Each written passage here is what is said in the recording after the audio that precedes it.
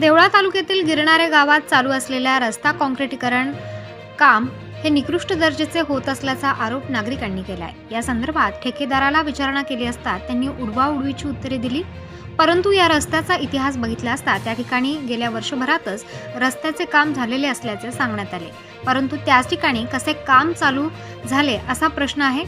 आधीच निकृष्ट दर्जाचे काम या रस्त्याचे झाले होते, परत तेच निकृष्ट दर्जाचे सुरू असलेल्या कामामुळे नागरिकांनी संताप व्यक्त करत चौकशीची मागणी केली आहे।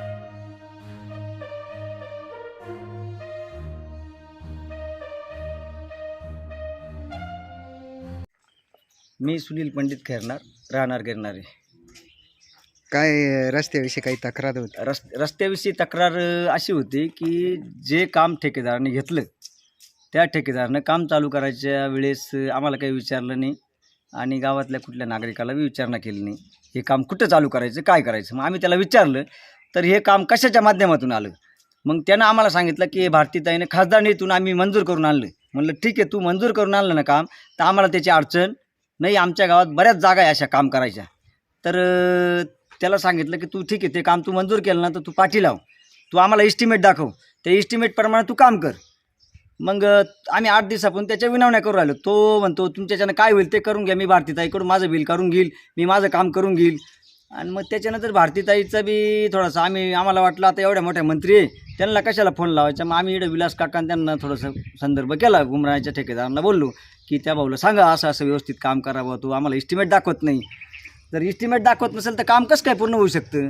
नाही होऊ शकत। जर ग्रामपंचायत सदस्याला बी माहीत नाही, ग्रामपंचायत गावातल्या नागरिकांना माहीत नाही हे काम कशाच्या माध्यमातून आहे, तर याची कुठंतरी शहानिशा झाली पाहिजे म्हणलं। त्यानं आम्हाला उत्तर असं दिलं की तू म्हणजे विलास काकाला बी विचार म्हणे, माझं नाव मला बरं चट म्हणते, आणि विलास काकाच्या पुढे माझी 2 ताली बिल्डिंग आहे म्हणे। विलास काका बिका मी कोणाला ओळखत नाही, मी माझ्या पद्धतीनं काम करेल, जसं काम करू वाटलं तसं करेल, आणि माझं बिल माझ्या पद्धतीनं मी कसं काढायचं मी ठरवलं म्हणे। मग शेवटी आम्हाला नाईलाज झाला। मग आम्ही भारतीताईंना बी कॉल करण्याचा प्रयत्न केला, पण त्या काल दिल्लीला होत्या, त्याच्यामुळं त्यांना फोन काही उचलला नाही। त्यांच्या पियानं फोन उचलला, आमचा मेसेज त्यांना पोहोचवला। आमचं असंच म्हणणं आहे, फक्त एकच मागणी आहे आमचीवाली, सगळ्यात मोठी मागणी अशी की हे जर खासदार निधीतलं काम असेल, जोपर्यंत भारतीताई इथं येत नाही या स्पॉटला, हे कामाची प्रत वर्गवारी करत नाही, आम्हाला प्लॅन इस्टिमेट दाखवत नाही, तोपर्यंत ते काम केल्या जाणार नाही आणि काम होऊ देणार नाही। ही आमची प्रथम भूमिका आहे। हरकत आहे आमच्यावाली, डायरेक्ट हरकत आहे। जर कामाला सुरुवातच केली तर कामाला सुरुवात केली तर आम्ही काम JCP समोर बसू, त्याचं JCP येऊ नाही तर कोणतं मशीन येऊ, आम्हाला काही घेणं देणं नाही त्याशी। मी काय म्हणतो, जसं आम्हाला त्याच्याशी काही घेणं नाही, तू काम जेवढं इस्टिमेट आहे तुझं त्या इस्टिमेटप्रमाणे काम कर। या बा, हाही फक्त ऐका, हाही आमची जमीन लेवल आहे बरोबर, याच्यात फक्त दगड टाकले आणि मुरुम टाकला, फक्त 4 इंच भर दिली, याच्यात खोलीच काही केली नाही त्यानं। काय खोली? 1.5 फुटाची। 1.5 फुटाची खोली। तो जर खोली बी दाखवत नाही, घनफूट बी दाखवत नाही, मीटर बी दाखवत नाही, इंच बी दाखवत नाही, मग हाही काम आम्ही होऊ द्यायचं कसं काय? आणि हा आपलाच पैसा आहे ना, आमच्या गावातला पैसा आहे, भारतीताईला आम्ही मतदान करेल, आलं का लक्षात? तो ठीक आहे, ठेकेदारकडून आला असेल, आम्हाला त्याची काही मतलब नाही, पण त्याची बोलीभाषा बी इतकी की तो डायरेक्ट काय म्हणतो माहिती का, जेव्हा आम्ही त्याला विनवण्या केला तो आम्हाला म्हणायचं की तुमच्यासारखे आम्ही काही काशे घालून दिली, म्हणजे आई बोलीभाषा झाली का?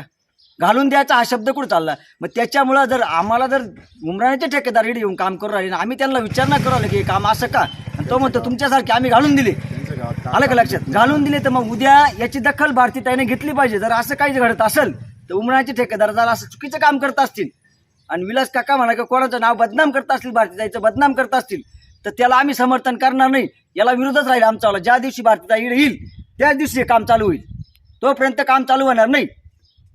गिरणाऱ्या गावातलाच रहिवासी मी। या स्पॉटचं काम 21-22 मध्ये झालेलं आहे। मारुती मंदिर ते सोमेश्वर मंदिर या कामाचे आमच्याकडे वित्त आयोगामधले बिल आहे, बिलं आमच्या जवळ आहे। या स्पॉटची जेवढं यांनी मटेरियल टाकलं आहे, दगड मुरुम टाकलं आहे, एवढे आमच्याजवळ बिलं आहे मागच्या 21-22 मधले। इथं परत 10 महिन्यात काम चालू होतं आहे, मागचं काम कुठे गेलं बघा, इथं आहे का मागचं काम? मागचं काम आहे का? नाही आहे।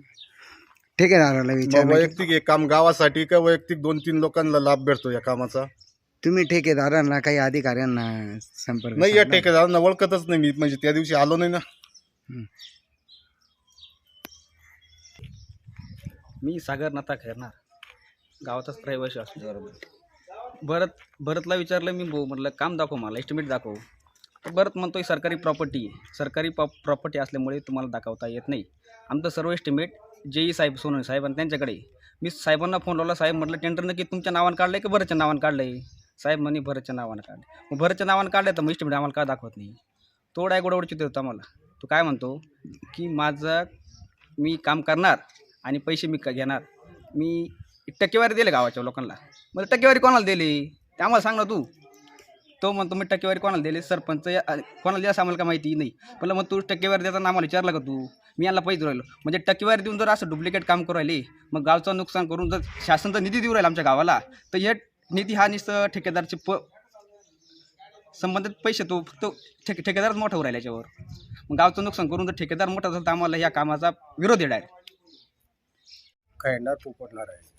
काय सांगू शकता या रस्त्याच्या या संदर्भात? रस्त्यामधलं असं आहे, 21-22ला जर या कामाचं काम झालंय, जर काही 10 महिन्यात परत त्याच्यावर काम होत असेल तर गावची नुकसान आहे. जर तोच निधी तिकडे वापरतो, तोच निधी तिकडे वापरतो. जर कधी हनुमान मंदिर ते सोमेश्वर रस्ता पूर्ण होईल, हा कागदात होईल का पैशावर होईल का डायरेक्ट काम होईल असं.